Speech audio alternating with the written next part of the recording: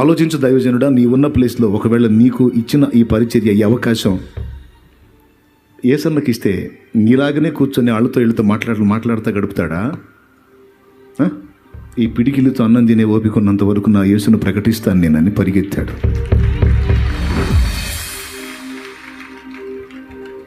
ఆఖరికి కారులో బెడ్ మీద పండుకొని సంఘానికి వాక్యం చెప్పి వచ్చాడు.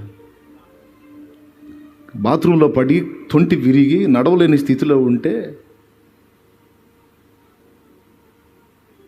ఒక గుడ్డ తీసుకొచ్చి కాలు కట్టిపించుకొని, అరే నన్ను తీసుకెళ్ళి కారు ఎక్కించండ్రా అన్నా. ఎందుకన్నా?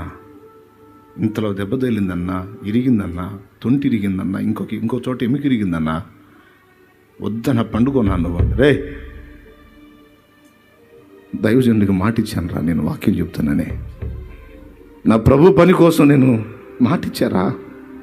నా కాలే కదరా ఇరిగింది, నా గొంతు బాగానే ఉంది, నన్ను తీసుకెళ్ళి ఏంట్రా, అందులో ఏంట్రా, కారులో ఎక్కించండి రా.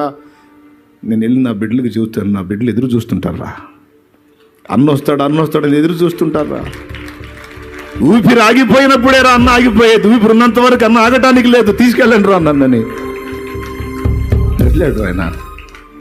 ఒకవేళ నీకు ఇచ్చిన ఈ ఆరోగ్యం, ఈ ఆయుష్, నీకు ఇచ్చిన ఈ అవకాశం, ఈ ఛాన్స్ అన్నకిస్తే ఒక పూట ఉంటాడా? బాతకాని ముచ్చట్లలో ఉంటాడా? టైంపాస్ పాప్కార్ తింటాడా? పరిగెత్తుతాడు తమ్ముడు.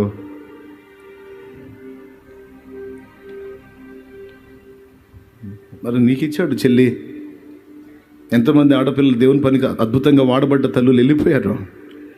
వాళ్ళని, నీ ప్లేస్ నిన్ను తీసేసి వాళ్ళని ఉంచినట్లయితే అద్భుతంగా దేవుని కొరకు మండేవాళ్ళ. కానీ వాళ్ళకి అవకాశం లేదు, వాళ్ళకి అంతవరకు ఇచ్చి తీసుకున్నాడు. ఇప్పుడు నీది ఛాన్స్, నీకు ఇచ్చాడు అవకాశం. దేవుని కొరకు పరిగెత్తే అవకాశం నీకు ఇవ్వబడింది, కానీ నువ్వు దాన్ని దుర్వినియోగం చేసుకుంటున్నావు. ఒకసారి ఆలోచించు ప్లీజ్. ప్రసంగాల దూరంలోకి వెళ్ళొద్దు, ఏదో వాక్యం వింటున్నానన్న ఫీలింగ్లోకి వెళ్ళొద్దు. దేవుడు నిన్ను స్ట్రైట్గా హెచ్చరిస్తున్నాడు. ఒకసారి ఆలోచించమని చెప్తున్నాడు. ఆలోచించండి. దేవుడు చెప్పిన మాటలో మీరు ఎవరికైనా శ్రమ సంభవించినా పరిష్కారాలు వెతుక్కోండి అలా ప్రార్థన చేయమన్నాడు. రోగి అయి ఉన్నాడా? స్వస్థత కొరకు దైవజనులను పిలిపించి ప్రార్థన, సంఘ పెద్దలను పిలిపించి ప్రార్థన చేయమన్నాడు. సంతోషం కలిగిందా? కీర్తన పాడమన్నాడు. మనకు ముందున్న వాళ్ళు దేవుని మాటలు ఎంత తీవ్రంగా తీసుకున్నారో తెలుసా?